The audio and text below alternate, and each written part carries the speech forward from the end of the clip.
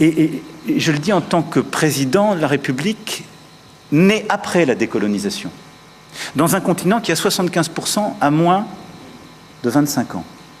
Le dialogue avec l'Afrique ne peut pas être l'otage d'un panafricanisme de bonne aloi contemporain qui utilise en quelque sorte un discours post-colonial en ayant d'ailleurs des soutiens de revers qui sont les impérialistes d'aujourd'hui.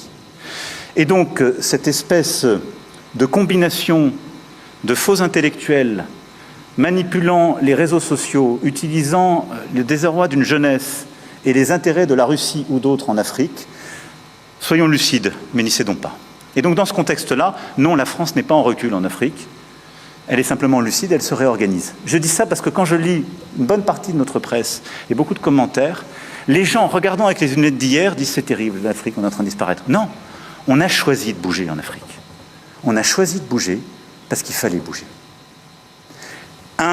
On a regardé notre relation passée, mémorielle, culturelle,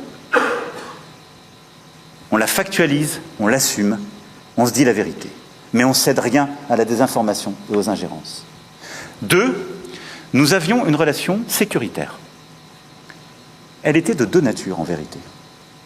Il y a une partie, c'était notre engagement contre le terrorisme depuis 2013. On avait raison. Je crois qu'on a oublié de nous dire merci. C'est pas grave, ça viendra avec le temps.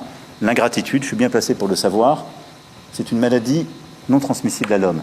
Mais je le dis pour tous les gouvernants africains qui n'ont pas eu le courage, vis-à-vis de leurs opinions publiques, de le porter, aucun d'entre eux ne serait aujourd'hui avec un pays souverain si l'armée française ne s'était pas déployée dans cette région. Et j'ai une pensée émue pour nos soldats qui, parfois, ont donné leur vie et pendant des années se sont battus. Nous avons bien fait. On est parti parce qu'il y a eu des coups d'État. Parce qu'on était là à la demande d'États souverains qui avaient demandé à la France de venir.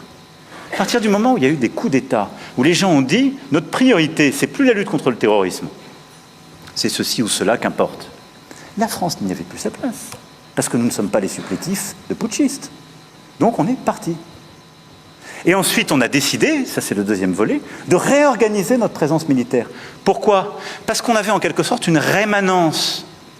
Et on nourrissait nous-mêmes un discours post-colonial. Parce que dans les pays d'Afrique francophone, il y avait cette histoire, et donc on avait laissé une présence installée dans nos bases. Est-ce qu'elle avait encore une justification? Plus tellement. Est-ce que c'était ça le rayonnement de la France? Non. Je salue tous ceux qui ont servi, ça ne l'était plus là. Et ça n'était plus compris, c'était utilisé. C'est-à-dire que tous les réseaux d'activistes que j'évoquais venaient dire « Regardez les Français, ils ont un camp avec 2000 soldats là. Donc ils vont préparer un coup d'État. » Et toutes les désinformations possibles étaient utilisées contre nous. Donc nous avons patiemment, et je remercie Jean-Marie Bockel, je le remercie à double titre, personnel et pour cette mission, parce qu'il fait partie de ceux qui ont vécu dans sa chair et la chair de sa famille ce que j'évoquais tout à l'heure. Mais il a mené patiemment, en lien avec les ministres et le SEMA, cette mission. Et donc nous avons proposé aux chefs d'État africains de réorganiser notre présence. Comme on est très poli, on leur a laissé la primauté de l'annonce. Mais vous ne vous trompez pas, c'est nous qui l'avons... Et parfois, il a fallu les pousser. Mais pas parce qu'on est poli et correct et qu'on se réorganise nous-mêmes qu'il faudrait que ce soit retourné contre nous en disant « ils sont